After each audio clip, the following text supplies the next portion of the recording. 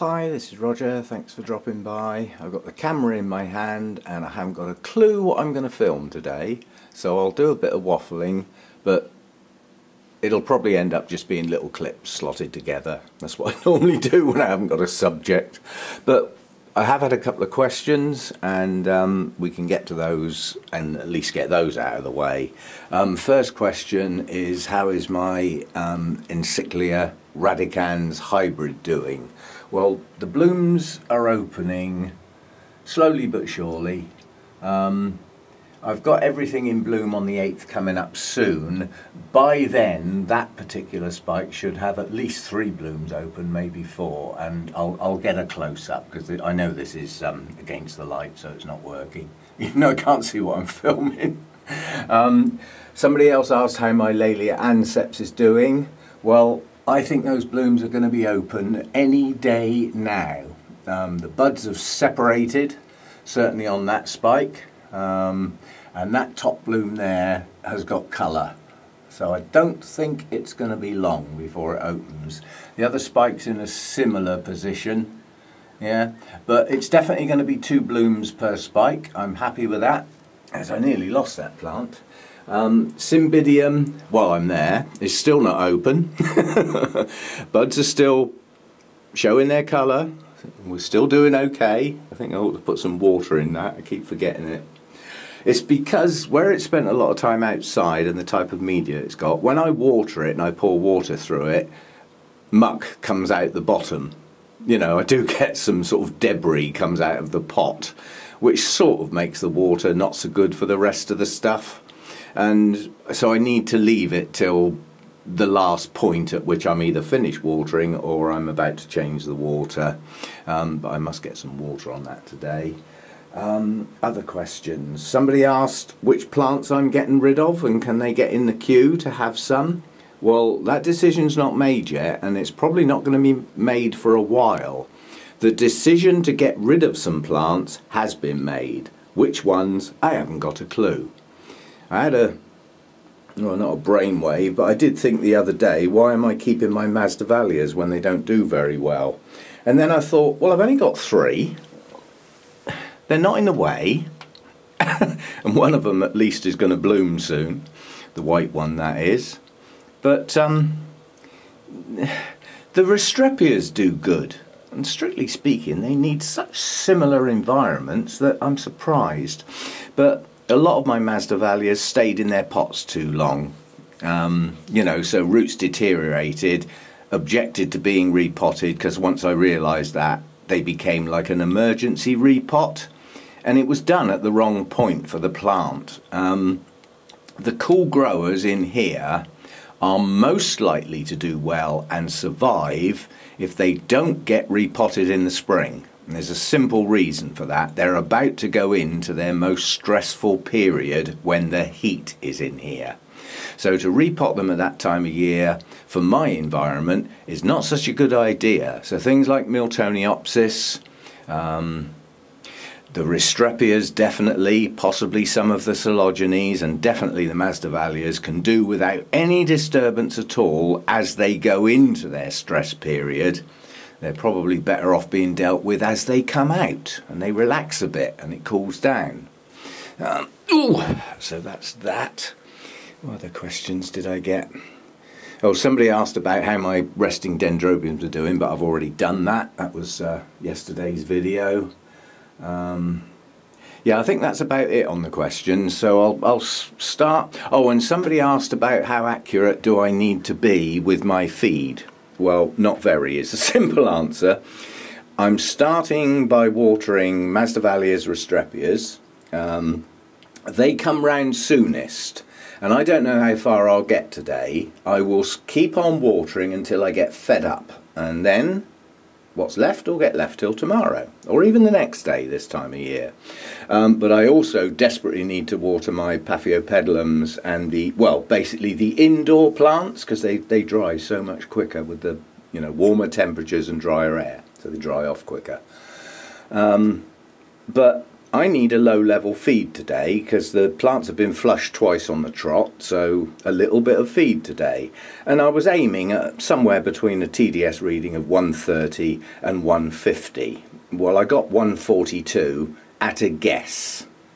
Now, quite honestly, I could have really guessed that and not got the TDS meter out, but because of the types of plants that are about to be watered, I seriously do not want a strong feed. So I did get the TDS meter out. Did I get the pH meter out? Did I? Hell, don't need to. I have figures in my head. I start off with a pH of 7. At that level of feed, my pH will have dropped to about 6.8. So I've added a guessed amount of citric acid to make sure that gets down a bit below the magic 6.5. And the amount I added probably took it down to about 6.3, 6.4. I don't need to know, it's close enough. And if I didn't quite put enough in, then it'll be 6.6, 6.5, 6.6. That's okay, you know, it'll do. It's a low level feed in there anyway, it's not such a big deal. If I put a little bit too much in, it might have gone down to 6 or maybe even 5.9. It doesn't matter. I'm not that technical, if you know what I mean. I like to know what's going on, but I don't have to have measurements that accurate. Quite honestly, I just can't be bothered. Yeah, so I have figures in my head that given a certain feed level, I know what the pH will be, and then I just simply make the decision, do I want to adjust it? And if I want to adjust it, it'll always be downwards. It's never going to need to go up. To get my feed level at a position where I would need to raise the pH, the feed level would be way above a level that I would be prepared to use on my orchids. So it's just not going to happen.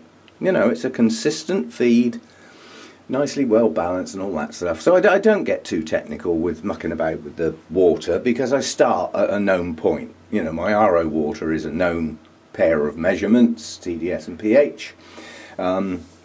I pour some feed in, check the TDS. If it's a bit under, chuck a bit more in, check it again. If I've overcooked the feed, then I'll add some more water to bring the TDS reading down. It's just a very simple thing at the start of watering.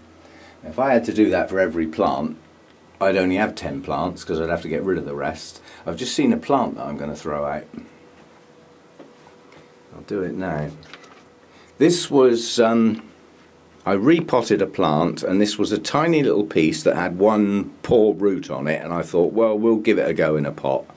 Well, if the new growth's doing that, it ain't going to make it, so that can go out before it does any harm anywhere else. I didn't think that was going to make it. That's no great loss. The other pieces are growing on, they're doing okay. So yeah, that was just a, you know, you do that sometimes. You just get a piece of a plant that comes off when you're repotting or something. You think, oh, I'll stick that in a pot. Well, it doesn't always make it. It's not the end of the world as long as the main part of the plant makes it. Okay, I need to get on watering, and I'll see what I find as I go round and at the point at which I stop. I filmed this plant a little while ago, and I said I was dubious about letting that spike grow.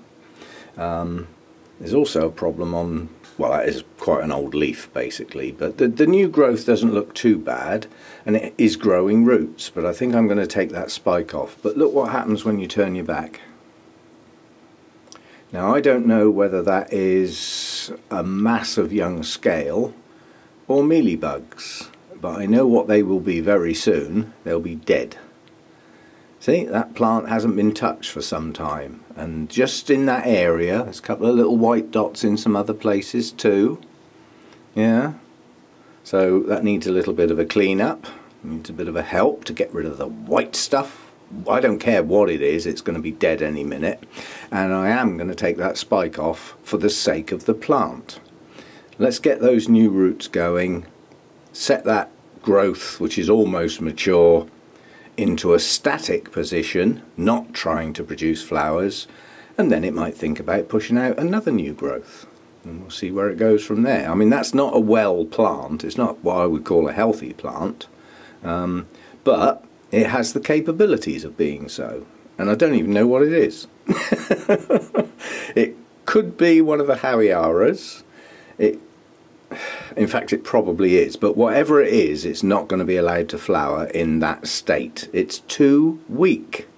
So let's get the plant going. So spike off, bug's dead, need some water as well, and then put it back, see how it does.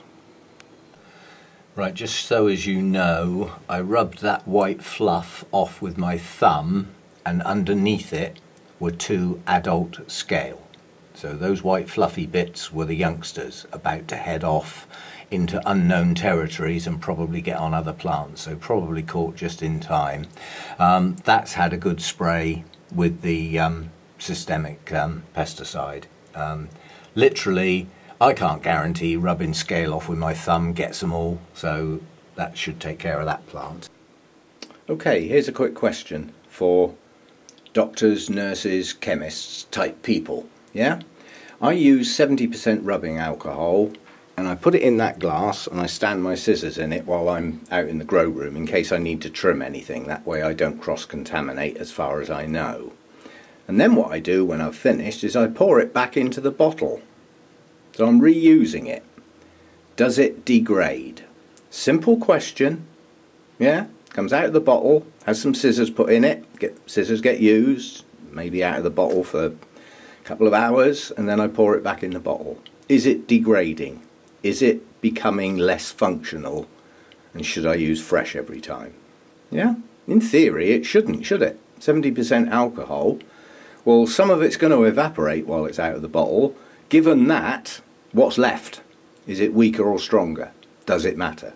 Yeah, quick question for you chemistry-y type, hospital-y type people. It's the sort of place where that, you know, gets used. So yeah, it's worth having a look at this dendrobium. This is a primary cross. It's Farmeri cross with Griffithianum, I think. Quick check. Yep. I took this one into the plant clinic at the Orchid Society because I was starting to get quite worried. And these were the leaves that sparked the worry. That one specifically, because those marks on there are rings. And I was thinking, have I got some dreaded virus on my plant? But they took a good look at it. Again, sort of a bit rings, but these are basically dark marks that are pitted. Each mark is pitted. They had a very good look over it, underside of the leaves, all that sort of stuff. And the conclusion, a collective conclusion, was that I've had biting insects and got secondary infection. And they were happy that it wasn't a virus plant. And they said, keep your eye on the new growths. And if the new growths, providing you're bug-free, are coming out clean, then gradually the older leaves will drop off. Because it looks unsightly, to say the least. If I just swing the plant round. The latest 2 growths are over here. So this is one of them.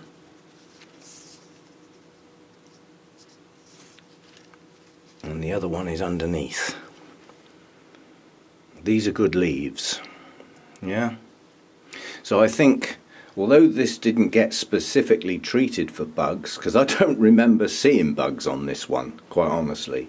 And it could even be one of those things where the bugs had done their damage prior to me even getting the plant. And then that secondary infection set in during my care, probably in the winter, you know, when it's cooler and stuff like that, although, you know, I can't tell. But anyway, it looks unsightly. When it blooms, it's gorgeous. I will put a pop-up for this one, and hopefully sometimes when you see a plant like this and you think, well, I wouldn't keep that, I wouldn't take the risk, but that can be overridden, and hopefully the pop-up of the blooms will show you the reason why this plant is still here. I don't always do that. This plant was got for a very good reason, and it blooms from these nubbins on the canes, and they seem to push out at odd times. It's bloomed quite a few times for me, but it hasn't bloomed recently. In fact, I'm not sure it bloomed last growing season, but it has nubbins that are unused on some of the older canes, and now it's starting on some of the newer canes. So I'm expecting that to do something this year, at least on the latest two growths. Plus it spent quite a long time without growing any new growths, and then suddenly it sort of burst into life and pushed out two. So we could do with more new growths on this one, with clean leaves and some blooms, and it will get given that chance. If that number of people who've been growing orchids, in some cases longer than I've been alive, and that's their collective conclusion, I'll run with it because I have no proof otherwise. And to me it sounded logical. If the leaves were damaged by biting insects, be they mealybugs, scale, aphids, that's not spider mite damage, I do know that, but one of those bitey insects, when the leaves were young and tiny, then as the leaves grow they take those bite marks with them, and then if you get an infection in those bite marks, you will get that pitting effect. So I'm happy to run with their conclusion. I'm certainly not dumping that plant yet. I never rule out getting rid of a plant. You know, if this plant suddenly starts going downhill in the growing season instead of going uphill, I'll reconsider. But at the moment, with the blooms it has and the new growths coming out clean, yep, you can stay. And just before I put this plant back, sometimes even somebody with huge amounts of growing experience compared to mine makes a comment without too much thought, shall we say. Because I'd asked this plant to have a hell of a good look over, one of them actually looked at me and said, "Oh, you've got quite a lot of air gaps in the pot, perhaps you ought to push some more media down in there and get those roots covered."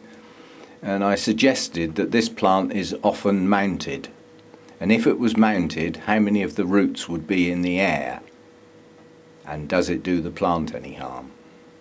There was a puzzled look followed by, hadn't really thought of it like that. Yeah, little ideas coming from all corners of the growing environment and the growing people. It's a collective knowledge.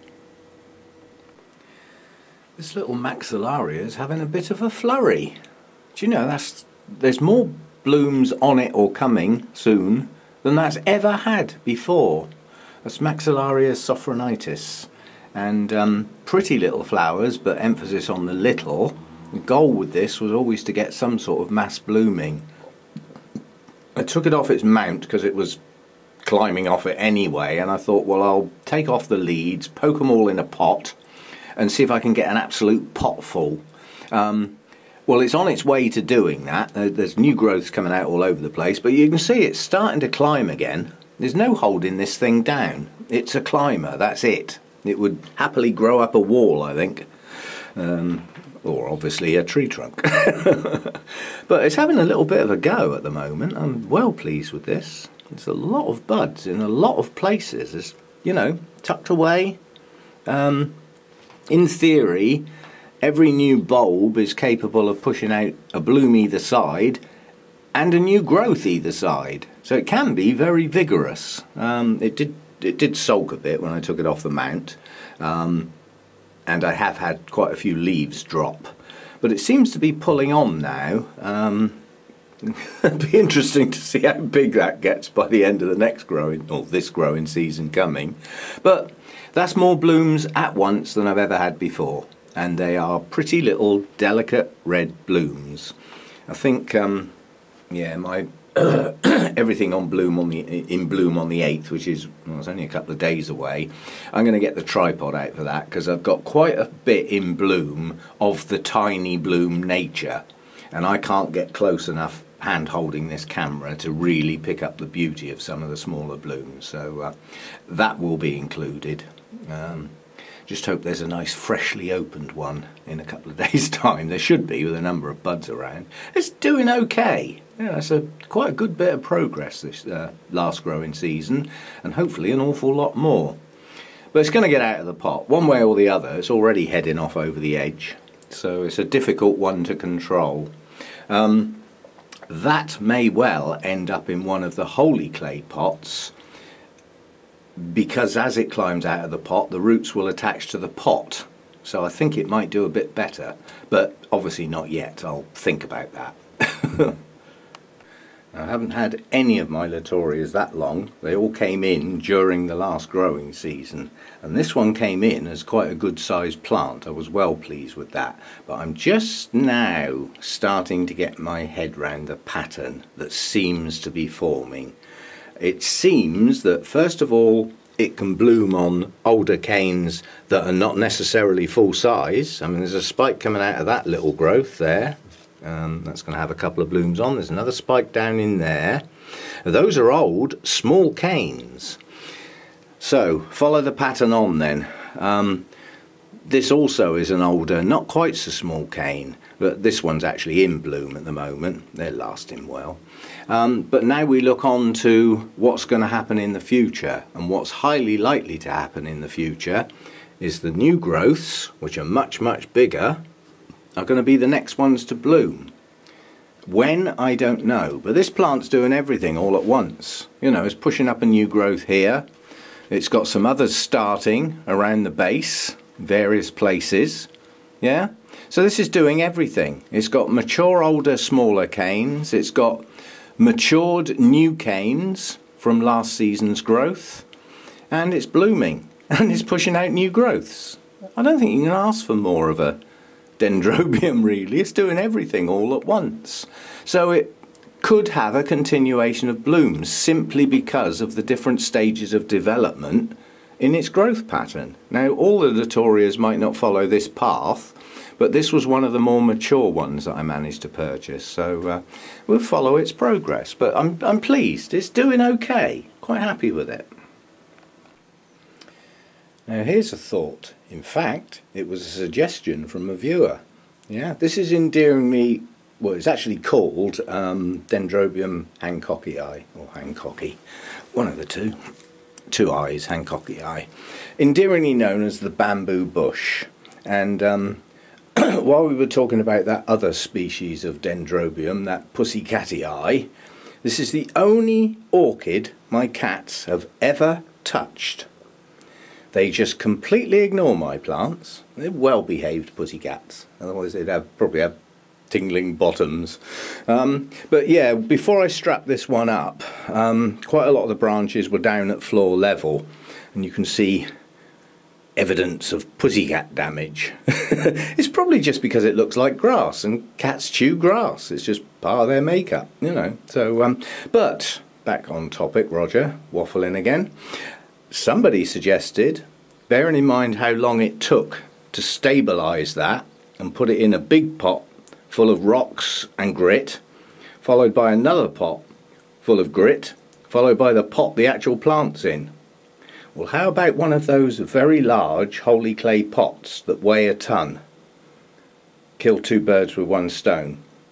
Because it probably will need repotting, because I haven't done it since I got it. And put it in a heavy holy clay pot.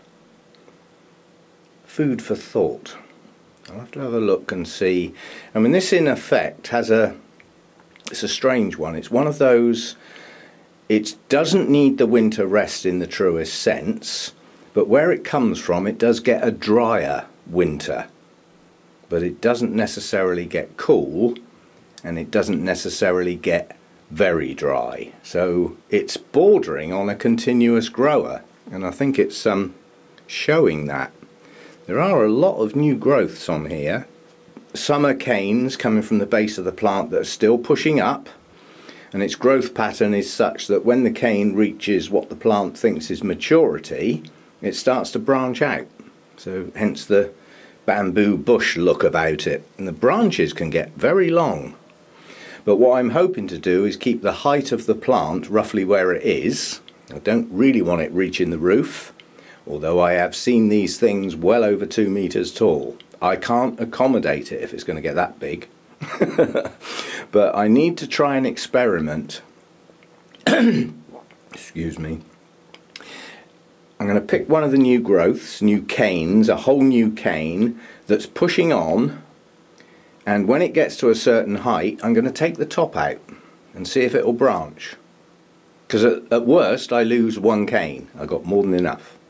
And if that happens, then I've got control of the height of the plant, because every time a cane reaches roughly the height I want, take the top out and force the branches out lower down the cane and keep control of the thing. Otherwise it's just, I was going to say it's going to get out of hand. I think it already is out of hand. I was not expecting anything quite that big. I'm pleased with it though, a really good mature plant. They're not easy to get hold of nowadays. You know, a lot of the suppliers, they sort of think, I've got this massive Cattleya, I could probably get 60 or 70 pounds for this, but if I divide it into 5 separate plants, 4 or 5 separate plants, I can probably charge 25 pounds for each one. And therein lies the mindset. It's profit. Yeah? So the only place you often get real mature specimen sized plants is from private collectors. Sad, but 2 instances like that at the Orchid Society were where somebody had died and the whole collection was up for grabs, and there were some stunners in there, and the guy's wife just said, you know, all proceeds from these plants go into the Orchid Society, because that was the love of his life, you know. So some people got some pretty good plants. But yeah, private collectors selling up collections can often get you some real stunning specimen plants, but most people who have taken the trouble to grow a specimen plant don't want to give it up, so they keep it. You know, that was the purpose of getting it like that. Some divide them up and, you know, pass them on, but trying to get hold of good sized specimen plants is not easy, and when you do come across them you normally need a bank loan or sell your house or something, because they're ridiculously expensive. So well pleased with that plant, and I didn't pay a huge amount for it. Okay, I'm going to finish filming today. I've run out of water and feed, I've run out of steam. So I'll put some clips together. My Cernua is nearly finished now. Those, as fast as I say, they fall off. So those will be the last 2. Yeah, that might just about make it to the 8th, just about. But that was a good blooming, I'm well pleased with that. This Cattleya is still hanging in there. I'm absolutely impressed with that. I didn't know the blooms were going to be long lasting, and I suspect that the cooler temperatures, because of the time of year it bloomed, have aided and abetted their longevity. That was a lot of long words, wasn't it? But yeah, I mean, there's some good things going on out here, and yeah, I'll pull this. This is an end clip. Every video needs a start and an end, and I know it might sound daft, but sometimes I walk out here and film 3 starts, because I don't know how many clips I've got and how long the videos are going to be. I don't necessarily use them all, but yeah, I'll pull this one to a close, put some clips together. And the little spectacle I had planned for today is going to have to wait, because I haven't got to that shelf yet. And it may even be a better spectacle tomorrow. Am I a tease or what? See you next time. Thanks for dropping by.